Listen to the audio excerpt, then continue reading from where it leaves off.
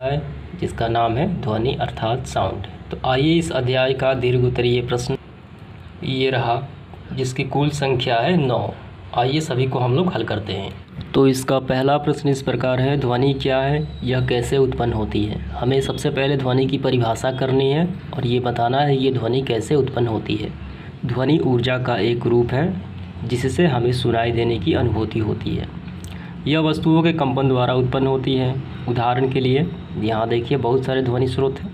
Alarm की ध्वनि, घंटी की ध्वनि, वाहन की ध्वनि, अन्य भी बहुत सारे हैं। तो ये रही ध्वनि क्या है और ये कैसे उत्पन्न होती है काफ़ी संक्षेप में। अब हम काफ़ी विस्तार से ये जानेंगे कि ये कैसे उत्पन्न होती है। ध्वनि ये कंपन से उत्पन्न होती है।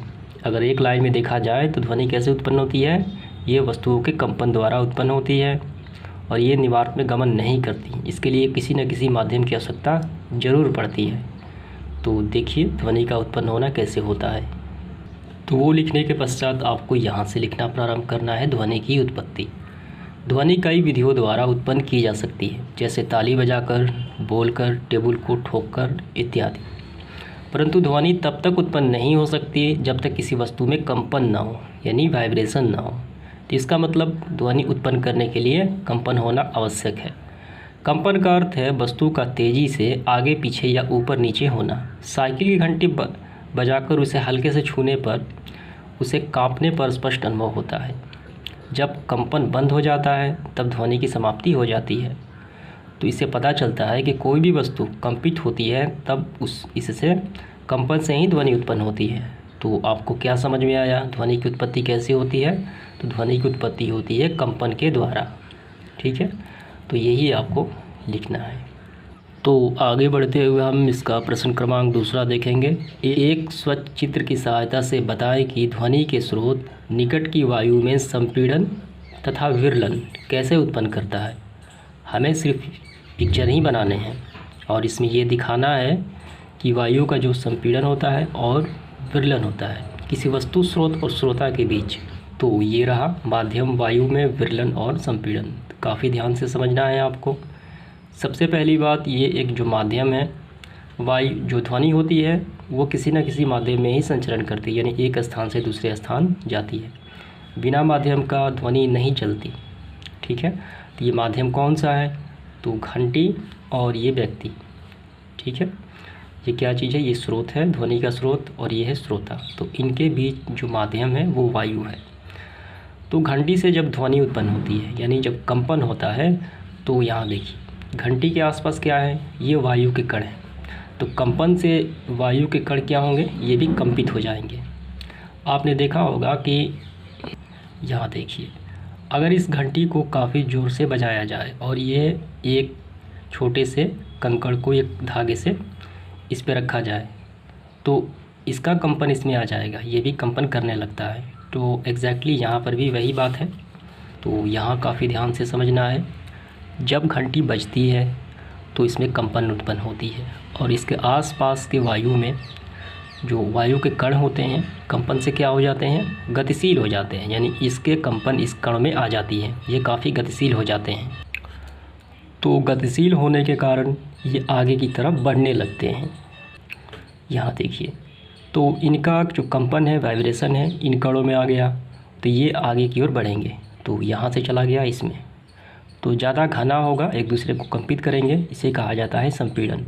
और ये आगे बढ़ गए पर ये यही कंपन फिर इसमें आ गई, फिर यही गति करेंगे, ऐसे कंपित होंगे, फिर यहाँ पे चलेंगे, फिर इसको करेंगे। ठीक, ये कंपित होगा, फिर ये कंपन यहाँ पे चला गया, फिर ये कंपित होगा और इस प्रकार ये आगे की तरफ बढ़ते हैं, जिससे हमें इस घंटी की ध्वनि कानों तक पहुँच जाती है। तो ये कंपन इस माध्यम के द्वारा, वायु माध्यम के द्वारा हमारे कानों तक पहुंच जाती हैं। तो यही है, ठीक है, यही है वायु में संपीड़न और विरलन, कंपन स्रोत घंटी। तो इस तरीके से कोई भी ध्वनि हमारे कानों तक पहुंचती है और आपको पिक्चर सेम टू सेम यही बनाने हैं। ठीक है, तो चलिए इसके बाद देखते हैं प्रश्न क्रमांक तीसरा। तो सबसे पहले हम ये समझेंगे कि प्रबलता अर्थात लाउडनेस होती क्या है। तो अगर ध्वनि बज रहा हो, अगर आपके मोबाइल फ़ोन में म्यूजिक बज रहा हो तो उसका वॉल्यूम आप कम करके इसकी प्रबलता को कम कर सकते हैं, अगर उसका वॉल्यूम बढ़ाकर इसकी प्रबलता को ज़्यादा कर सकते हैं। अर्थात कहने का मतलब ध्वनि को कम करना और ध्वनि को ज़्यादा करना, यही कहलाती है प्रबलता यानी लाउडनेस। तो आइए सबसे पहले ध्वनि की प्रबलता इसकी परिभाषा कर लेते हैं, इसके बाद हम ये लिखेंगे। तो ये रहा प्रबलता। ध्वनि की प्रबलता इसका यह गुण है जिससे कारण यह कान को धीमी अथवा तेज सुनाई पड़ती है।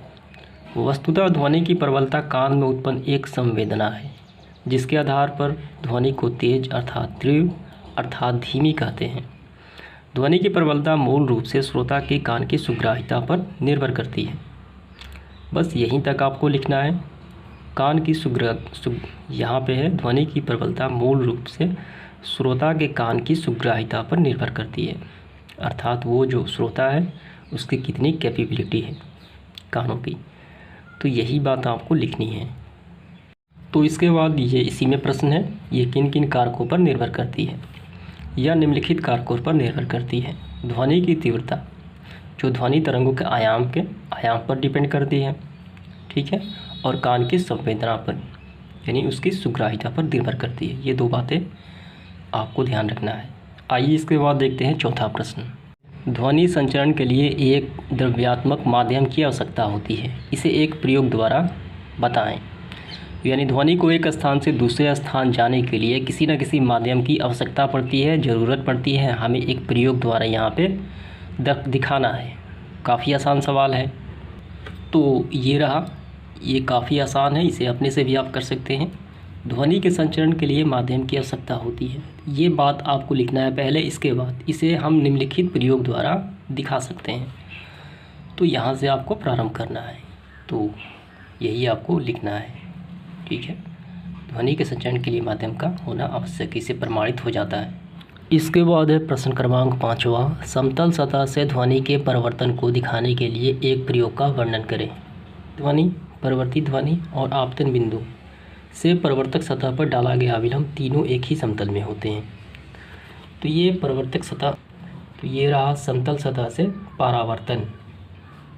तो यहाँ से आपको लिखना प्रारंभ करना है। मैं आपको हिंट सिर्फ दे देता हूँ, ठीक है, यहाँ तक। तो ये पिक्चर भी बना लेना है।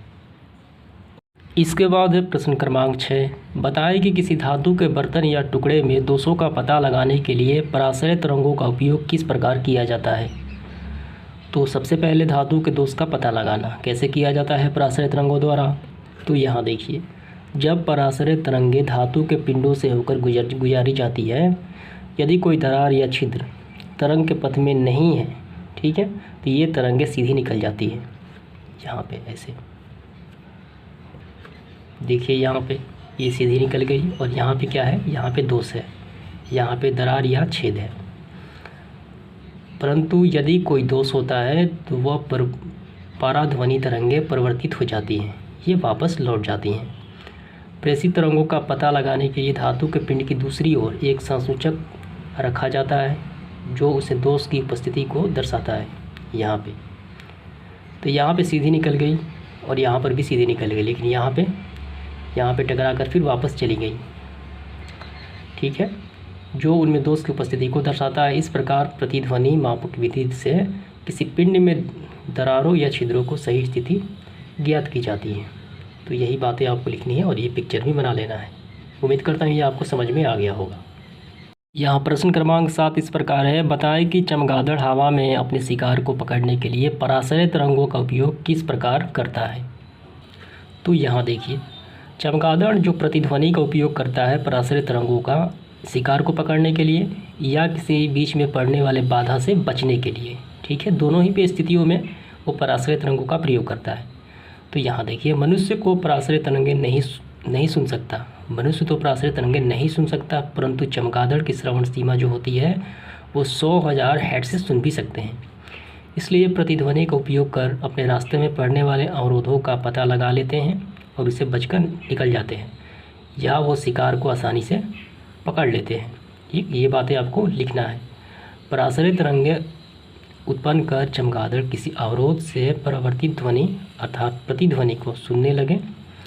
समय अंतराल में परावर्तक सतह की दूरी का अनुमान लगा लेते हैं और उसे टकराने से बच जाते हैं या उनका शिकार कर लेते हैं।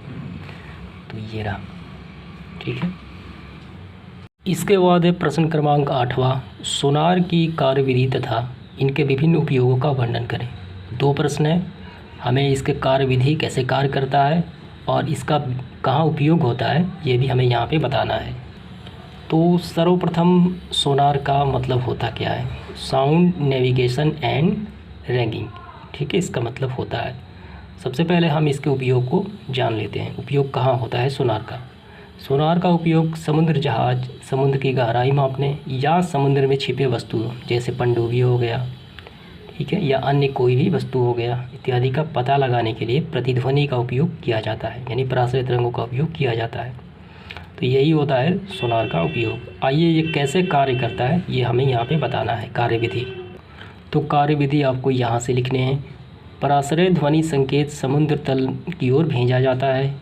ध्वनि संकेत को भेजने और उसके परिवर्तन के बाद प्रतिध्वनि के रूप में जो ध्वनि जहाज पर वापस लौटता है उसके बीच समय अंतराल यानी जो समय अवधि है उसे मापा जाता है। यहाँ देखिए, ये भेजा और पुनः वापस आ गया, तो जो समय अंतराल है, जो समय अवधि है उसे मापा जाता है। चूँकि समुद्री जल में प्रतिध्वनि की चाल को पहले से ज्ञात रहती है कि समुद्र में जल जो चाल है, ठीक है, उसकी यानी ध्वनि की जो प्रॉपर चाल होती है वो पहले से ज्ञात रहती है। इसलिए समुद्र में छिपी वस्तु का पता या समुद्र की गहराई गणना कर ली जाती है, ठीक है, उसकी चाल से। आपती ध्वनि और ये परिवर्तित ध्वनि यहाँ से टकराकर वापस आ गई, इससे गहराई मालूम चल गया समुद्र का। तो इसके बाद है इस सेशन का आखिरी प्रश्न, मानव कान के कार्यविधि को समझाएं। तो सबसे पहले मानव कान के बारे में आपको संरचना जानना पड़ेगा। मानव कान प्रकृति द्वारा प्राप्त एक अति संवेदी युक्ति है जिसकी सहायता से हम ध्वनि को सुनते हैं। मानव कान 3 भागों में बांटा गया है। पहला है बाह्य, दूसरा है मध्य कान और तीसरा है आंतरिक कान। तो ये बातें आपको लिखने के बाद हम इसके कार्यविधि को अब लिखेंगे, समझेंगे। तो यहाँ देखिए, मानव कान की कार्यविधि। हम जानते हैं कि कंपन करता हुआ एक ध्वनि स्रोत हवा में संपीड़न और विरलन उत्पन्न करता है। जब ये बाह्य कान पर पहुँचते हैं तब ये कर्ण नालिका में प्रवेश कर कर्णपट के निकट पहुंचकर कर्णपटल को पीछे की ओर ढकेलते हैं। कौन सा? तो ये कंपन, ये हो गया बाह्य कान। तो यहाँ से कंपन आते हुए ये कर्णपट की ओर जाता है और इसे पीछे की ओर ढकेलता है। ये कर्ण नालिका कही जाती है और ये कर्ण पल्लव कहा जाता है और ये बाह्य कान है, ठीक है, यानी बाहरी कान। इसके बाद देखिए, और मैं यहाँ पे बता दूं कि आपको संरचना नहीं लिखना है, आपको सिर्फ कार्यविधि ही लिखना है जिससे वह कंपन करने लगता है। कौन सा? कर्णपट। कर्णपट के कंपित होने से आपस में जुड़ी 3 हड्डियाँ, कौन सी? मुद्रक, निहाई और वलयक भी कंपन करने लगते हैं। कौन सी हड्डी है? ये रहा, ये कर्णपट से 3 हड्डियाँ हैं। एक हो गया ये वाला मुद्रक और ये निहाई और ये वलयक, ये छोटी सी हड्डी, ये तीनों ही कंपन करने लगते हैं। जब बाहर से कोई कंपन यहाँ पे पहुँचता है, ये कैसे कंपित करता है ये सारे को, ठीक है, ये रहा इस कर्णपट को, ये सारे तीनों ही कंपित करने लगते हैं। इसके बाद देखिए, और आपस में जुड़ी ये हड्डियाँ एक लीवर जैसे कार्य करती है, ठीक है, जो साउंड का लीवर होता है उसके जैसा ये कार्य करती है, जिससे कंपन के समय विस्थापन बढ़ जाता है। इससे वलयक का विस्थापन कर्णपट के कंपन से आयाम से कई गुना बढ़ जाता है, यानी आयाम की उत्पत्ति होती है वहाँ पे, कई गुना बढ़ जाता है आयाम। इस प्रकार से जब कंपन वलयक तक पहुँचता है तो कंपन का आयाम प्रवर्धित हो जाता है और वलयक को कर्णावत से जुड़ा होता है। जो वलयक होता है वो कर्णावत, जो कर्ण का भाग है, जो कान का आंतरिक भाग है उसे कर्णावत कहा जाता है। ये वाला यहाँ देखिए आंतरिक भाग, इसे कर्णवत कहा जाता है ये पूरा। तो यहाँ इन तीनों के कंपन से क्या होता है, आयाम, ध्वनि आयाम उत्पन्न होता है और कर्णवत तक पहुँच जाता है। इसके बाद देखिए, कर्णवट के तरल में संपीड़न और विरलन के संबंधन प्रत्याविष्ट करता है। यहाँ से स्पंद विद्युत संकेतों में परिवर्तित हो जाते हैं, जो श्रवण तंत्रिका द्वारा मस्तिष्क में भेज दिया जाता है और मनुष्य और मस्तिष्क इसकी व्याख्या ध्वनि के रूप में करता है। तो यहाँ पे जो व्यवस्था होती है, यहाँ पे जो संरचना होती है, उसके द्वारा जो यहाँ पे आयाम प्राप्त होता है, तो उससे संपीड़न और विरलय ये दोनों स्थितियाँ उत्पन्न हो जाती है कंपन के द्वारा। और ये क्या करता है, ये उसको तंत्रिका तंत्र के माध्यम से विद्युत संपन्न में संकेतों में ये मस्तिष्क द्वारा या तंत्रिका तंत्र के माध्यम से इस संकेतों को मस्तिष्क को भेज देता है और ये मस्तिष्क उसको ध्वनि के रूप में व्याख्या करता है। तो यही थी मानव कान की व्याख्या। आपको पिक्चर भी बना ले।